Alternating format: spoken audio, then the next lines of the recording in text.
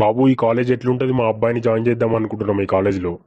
Waste college uncle ఇది. మీ అబ్బాయి join అయినంటే ఈ కాలేజీలో అసలు పాస్ కూడా కాడు ఎగ్జామ్స్. ఈ కాలేజీలో ఉండే ఫ్యాకల్టీకి బిల్డప్ ఎక్కువ, చదువు ఎప్పుడు తక్కువ అంకుల్.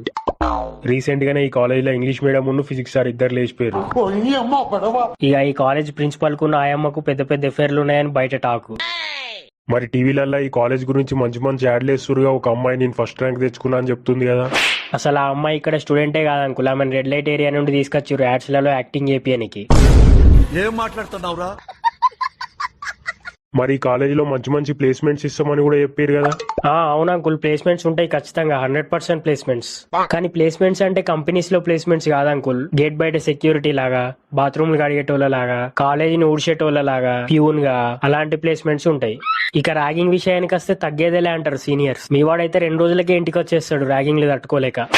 ఈ కాలేజే వద్దు, పదరా వేరే కాలేజ్ చూసుకుందాంపా. సెట్ ఒక అడ్మిషన్ అయితే వెళ్ళగొట్టినాం మొత్తానికైతే.